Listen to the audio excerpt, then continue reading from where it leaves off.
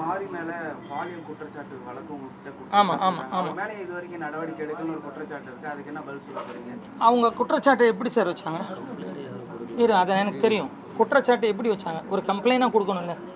சரி, யாராவது ஒரு பொண்ணை தொட்டா அந்த பொண்ணு ஒரு கம்ப்ளைண்ட் கொடுக்கணுமா இல்லையா? கரெக்டா இல்லையா?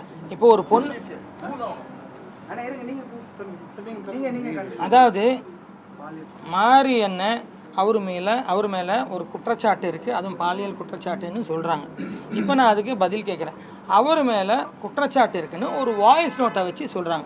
ஒரு கம்ப்ளைண்டாக ஏன் இல்லை? இது நான் தலைவராக இருக்கும்போது தான் வந்துச்சு. அதே அங்கே இருக்கிற இப்போ என் கூட இருந்த செக்ரட்டரி தான் அங்கே இருக்கார். இது சினிமாவில் சகஜம், மொத்தமாகவே சகஜம் தான். இங்கே இருப்பாங்க, திடீர்னு நாளைக்கு அங்கே இருப்பாங்க, அது தெரியல. ஸோ அப்படி தான் இதுவும்.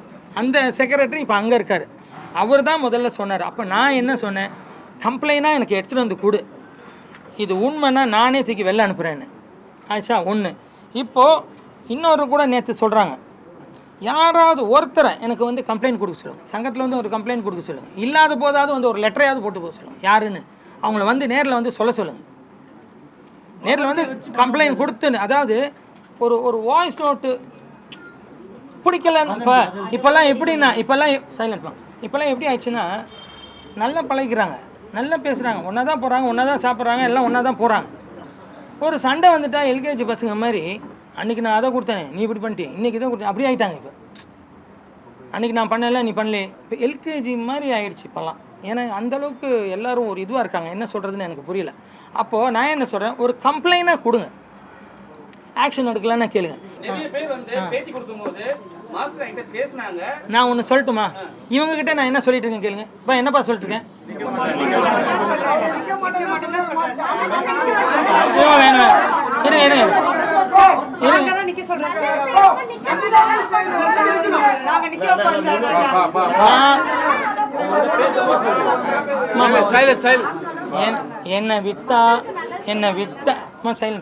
என்னை விட்டா நான் ஓடி போனான்னு தான் இருக்கேன். நான் வேலை என்ன எனக்கு இப்போ எல்லாரும் என்ன நீங்கள் மட்டும் போகிறேன்னு சொல்லாதீங்கன்னு சொல்லி தான் என்னை கூப்பிட்டு வந்தாங்க. அதனால ஒரு நிமிஷம் அதாவது நான் என்ன சொல்கிறேன், ஒரு 2 குரூப் ஆயிடுச்சு. அந்த 2 குரூப் வேணாம். நாளைக்கு எப்படி உங்கள் ஒருத்தர் முகத்தை ஒருத்தர் பார்த்துப்பாங்கன்ற சங்கடம் தான் எனக்கு. பட் எனக்கு இல்லை, என்னை விட்டிங்கன்னா நான் அடுத்த கட்ட நகர்வு எனக்கு இருக்குது. நான் அதில் காலை வச்சுக்கிட்டு போகவும் முடியாமல் திருப்பி வர முடியாமல் வச்சா போகணும். அந்த அடுத்த கட்ட நகர்வுக்கு நான் தேடிட்டு இருக்கேன். நான் அது போகணும். ஸோ அதுதான் நான் ஒரு 2 வருஷம் கேப் எடுத்துக்கலான்னு பார்க்கலாம்.